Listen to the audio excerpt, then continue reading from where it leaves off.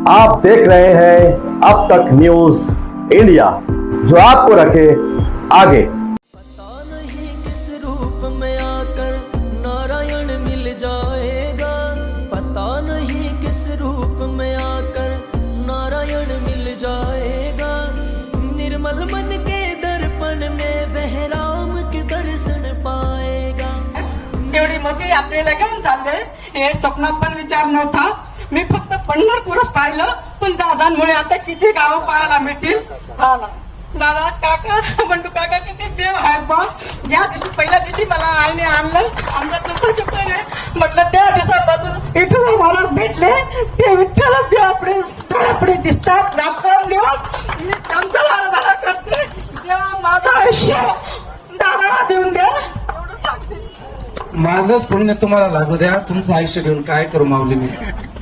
तुमच्या आमच्या सगळ्या 12 बलुतेदार मित्रमंडळाच्या माध्यमातून मंदिराच्या बाहेर विनामूल्य विनास्वार्थ निर्मळ मनाने सेवा करणाऱ्या मायबापांच्या 2 धाम यात्रेसाठी परमात्माची कायम कीर्तनाच्या माध्यमातून सेवा करणारे टाळकरी, विणकरी, वादक, गायक हे सर्वसामान्य कुटुंबातले गरीब मायबाप यांना 2 धाम यात्रेला पाठवण्याचा कार्यक्रम या ठिकाणी संपन्न होते। पता नहीं किस रूप में आकर नारायण मिल जाएगा, पता नहीं किस रूप में आकर नारायण मिल जाएगा।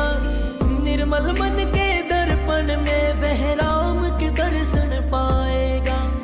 निर्मल मन के दर्पण में वह राम के दर्शन पाएगा, वह राम के दर्शन पाएगा।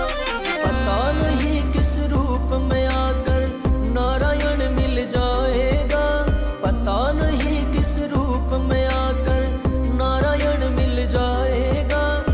निर्मल मन के दर्पण में वह राम के दर्शन पाएगा।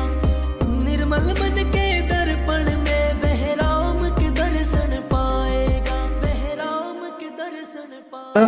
तर ह्या माझ्या अंताजी अण्णांनी अतिशय हृदयपूर्ण माझ्यासाठी या यात्रेला पाठवण्यासाठी स्वतःच्या हाताने लिहिलेलं, म्हणजे प्रत्येक देशाला एक संस्कृती, चालीरीती, परंपरा असतात आणि भोवाडा पूर्वी भवाडा व्हायचा, आता ही टीव्ही बिव्ही आली सगळी, तर या चालीरीतींचा विसर नको पडायला। काय होत्या त्या, तर तो भोवाडा आणि त्या सगळ्या जुन्या काय चालीरीती होत्या त्या तयार केलेलं स्वतःच्या हस्ताक्षरातलं पुस्तक त्यांनी मला आशीर्वाद रूपी आज या ठिकाणी दिलं। याच्यापेक्षा मोठा आशीर्वाद काय पाहिजे। अकाल मृत्यु मरता काम करता जो चंडाल, काल उसका क्या बिगाड़े भक्त जो महाकाल। अकाल मृत्यु मरता काम करता जो चंडाल, काल उसका क्या बिगाड़े भक्त जो महाकाल।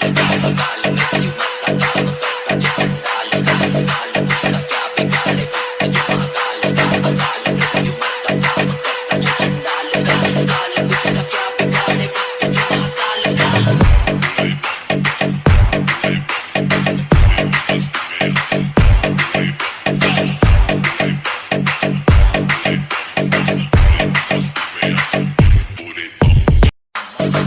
मृत्यु मरता काम करता जो चंडाल, काल उसका क्या बिगाड़े भक्त जो महाकाल।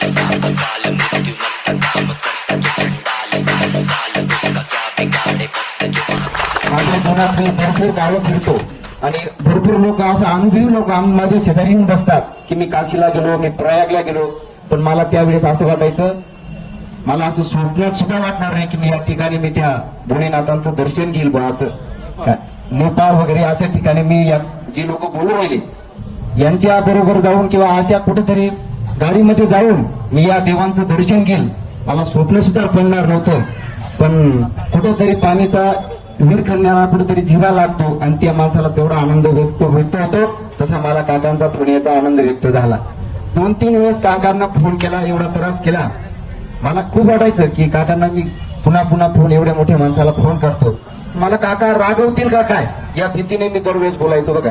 पण काकांच्या अंतकरणामध्ये काकांसारखे मोठे एवढे आपले या समाजसेवकाचे काम करणारे एवढे नम्रताने बोलायचे, मी पहिला माझ्या जीवनात माणूस पाहिला की एवढे मोठे माणसं एवढे नम्रताने बोलतात की स्वतः भगवान रूपी असावं की यांच्यामध्येच काहीतरी देवाला आपल्याकडून भेट करून घ्यावं, एवढंच काकांनी सगळ्या वारकऱ्यांना, सगळ्या सेवेकऱ्यांना ही सेवा दिली.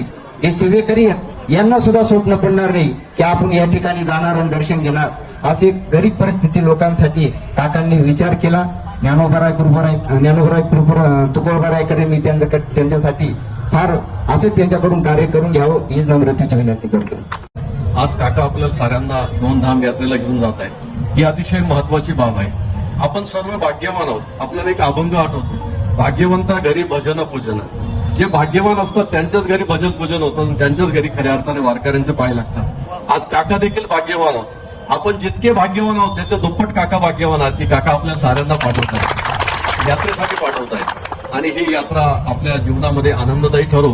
आणि सगळ्यात महत्वाचं, विवेकानंद म्हणतात, जे का रंजले गांजले त्यांचे म्हणे जो आपुले. त्या खऱ्या अर्थानं जे वंचित लोक होते त्या लोकांना आज यात्रेला पाठवलं जात आहे आणि खऱ्या अर्थानं तो आनंद त्यांना आहे. आणि असं म्हटलं जातं की आनंद दिला की आनंद दुप्पट होतो. या 2 धाम यात्रेकरता लागत असतो. आणि एवढी मोठी आर्थिक बाजू उचलत या ठिकाणी नुसते आर्थिक बाजू उचलली नाही तर त्या पाठीमागे मानसिक सेवेचा भाव आहे.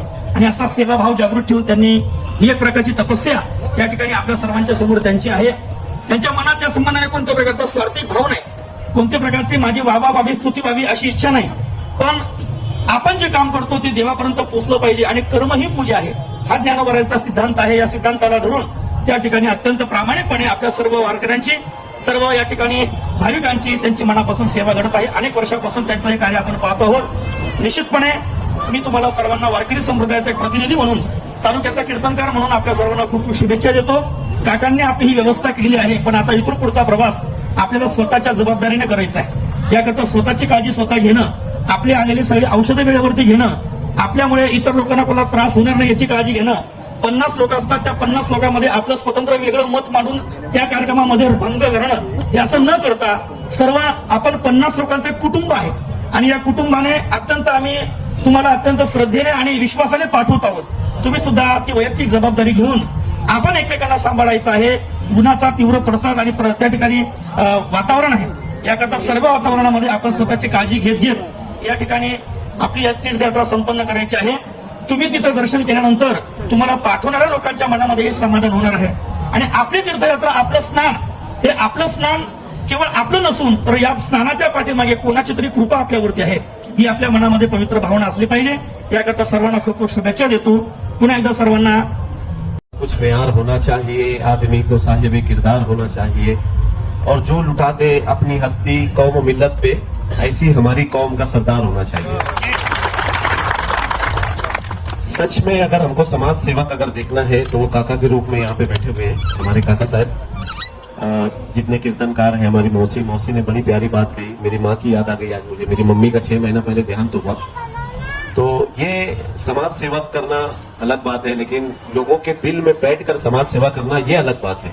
और ये काका साहब कर रहे हैं हमारे लिए, बहुत बड़ी बात है. काका साहब, मैं आपको मुबारकबाद पेश करता हूँ हमारे मालेगांव शहर की तरफ से और हमारे यहाँ पर आए हुए जितने भी लोग हैं कि मालेगांव शहर को पूरे जिले के अंदर आप लोग बखूबी जानते हैं कि हमारे शहर को लोगों ने बदनाम करके रखा है कि यार यहाँ पे एकता नहीं दिखाई देती. लेकिन जितनी एकता मालेगांव शहर के अंदर है, ये हर समाज का आदमी जानता है कि जितनी एकता मालेगांव शहर में जिंदी है वो सिर्फ काका जैसे लोगों की वजह से जिंदी है. और काका जैसे लोगों ने समाज सेवा को, समाज एकता को उन्होंने बना कर रखा है. हम दुआ करते हैं अल्लाह की बारगाह में कि काका जैसा आदमी मालेगांव शहर में, हर शहर में रहे, ताकि हमारे अपने शहर में, हमारे अपने जिले में, हमारे अपने देश में एकता बनी रहे, हिंदू मुस्लिम एकता बनी रहे.